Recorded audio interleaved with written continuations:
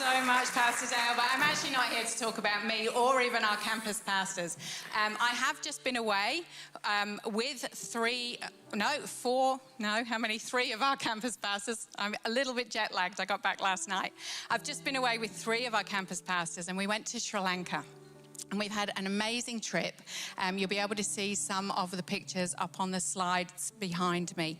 We went over to Sri Lanka because we wanted to see firsthand the work that Compassion does. Now, we've been partnering with Compassion for some time. We partner with other people like Compassion because they have the networks, they have the knowledge, and they have the expertise in being able to do what we can't do.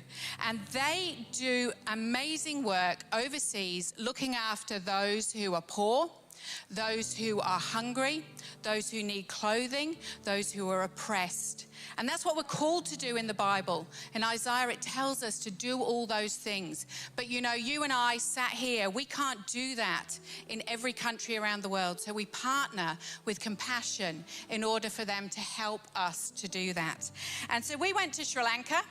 We went to Sri Lanka because as a church, we already partner with Compassion and sponsor children, and we sponsor a lot of children in Indonesia. And when we looked at where else needed to have sponsorship, we asked the team, and they said Sri Lanka. So now let me get the numbers right, out of the 395 children that Crossway already sponsor, only 14 are in Sri Lanka. And so we said, okay, let's go to Sri Lanka and see if Crossway can make a difference there by partnering with Compassion. So the first thing we did when we got there is we met with the staff at the Compassion office in Colombo. So I know that they're watching online tonight. So big shout out to all of you, the staff at Compassion Colombo. You are amazing and you are doing a fantastic job. And they also told me they needed to shout out to Anya, who is one of our congregation, who's a great friend of theirs. She's a youth leader here and she's a young adult here. So shout out to Anya from the Compassion staff. But you know why they're doing a great job? They're doing a great job because the first thing they do is put Jesus front and center. Nothing matters more. Jesus front and center. Have you heard that before? Yeah? Same as our values. Their work is so Jesus-centric. And what they do at the staff there, what they do is they encourage and they resource and they equip churches around Sri Lanka to look after the least of these. And they're doing that to 145 different churches, and over 33,000 children are going through the programs that they have. But there's a bigger need. There's a bigger need in Sri Lanka than just those 33,000 children. In fact, UNICEF says there are 2.3 million children in Sri Lanka. Just let that settle in. 2.3 million children in Sri Lanka who need help. And what do they say? They say they are in urgent need for aid right now. That's UNICEF that say that. So we went and visited the office and we saw the work they do there, and then we went out to the churches to see what actually is happening on the ground in Sri Lanka. And it was amazing to see the programs that they're running and the families that are being helped. So Compassion isn't the champion. All of the programs that they run are there for the needs of the local area of the church. They provide essentials like food, and other things that are daily necessities, and they offer structured programs that ensure the children are given the skills that they need for life. And the programs cover all the way from pregnancy, we met pregnant women, all the way through to age 22. And we met with some of the children, and I have to say, I was confronted by some of the worst poverty I've ever seen in my life. And I have traveled to many, many countries, and I have traveled to many places in Australia, and I have not seen poverty like we saw. But those who were being looked after by Compassion, those who had children in the projects, were so grateful and so happy to be a part of what it was that the church was doing for them. And they came out especially for a day to meet us because they were so eager to receive the teaching that they get from Compassion, that they came out for an extra day just to meet us and to participate and to learn. And when we talked to the children had exactly the same dreams and exactly the same goals as we have, as our children have. The children there want to be accountants. They want to be engineers. They want to make a difference in the world. And just because they've been born into a family that is enmeshed in poverty, they still had those dreams. And Compassion is helping to make those dreams a reality. We met one young man, 19 years old, been in the project since he was 7, and he was taking his A-levels, and he was going to be the first person in his whole family who had ever gone to university. He was going to study software engineering, and he was so grateful for what he had received through the Compassion projects. But what struck me the most is that Compassion is not the hero.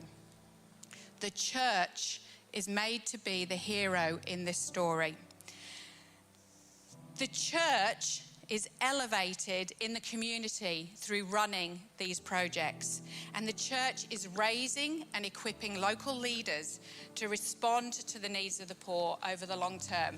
The church is making disciple makers. It just aligns 100% with our vision and with our values.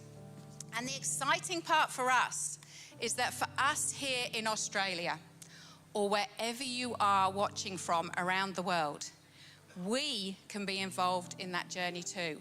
We can be disciple makers through partnering with Compassion. When we spoke to the children, they told us how much they loved receiving the letters from their sponsors. They love receiving the gifts on their birthday and at Christmas. And they loved hearing about what's happening in their sponsors' lives. They didn't want to just write a letter back and only receive a letter twice a year. They wanted to know everything about the sponsors' lives, and they were really encouraged by those letters. But you know what? The most important thing is, for those of us who sponsor a Compassion child, we have the opportunity to be a disciple maker. Often it's really difficult in these countries, and especially in Sri Lanka, to share the gospel. It's a little bit like our life care here. We do life care to help alleviate the poor, but there's boundaries about what we can say. But there are no boundaries over what we can say in the letters. There are no boundaries to us sharing Jesus' love in the letters to our sponsored child. There's no boundaries to us sharing the gospel and making disciples through the letters that we write to these children. If you are a Compassion child sponsor, you have the opportunity to be a disciple maker. So, I've got a challenge for everybody here in the room and everybody who is watching online. It doesn't matter where you are around the world. If you're joining us now, if you're in a different campus than Crossway Burwood East, if you are in the room, if you're online, I've got a challenge for you, and it's twofold. My first challenge to you is on the seats, or if you scan the QR code that's on the screen, you will find profiles of children who need sponsoring. The office in Sri Lanka is helping 145 churches to grow and to see people come to faith, but it's also looking after 33,000 plus children. They want to see 100,000 children sponsored. But right now, in those programs, there are already 6,000 children who are not sponsored. And so we have some of their profiles around the room, and you can scan the QR code online to see those profiles. And my challenge to you, first challenge, is sponsor a child.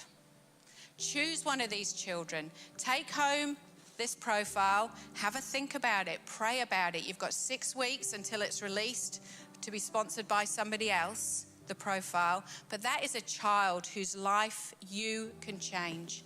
That is a child who you can bring hope and love to through your $55 a month sponsorship, which is actually tax deductible here in Australia, so that's pretty good too. And if you do that, they're going to get the holistic care that they need. But my second challenge is this. If you sponsor that child, and if you already sponsor a child, use that opportunity. Don't shirk away from it, but send those letters and tell that child how much they're loved by Jesus. Tell that child how they can be a disciple of Jesus and start discipling them to faith. Be involved in their lives. And let's love them. And let's show them what the kingdom of heaven is like. So there's going to be a table in the foyer where you can find out more information if you're here at Burwood East. There's plenty more information online if you scan that QR code if you are online. And there's going to be some Sri Lankan tea and biscuits as well, I believe, in the foyer if you'd like to get there.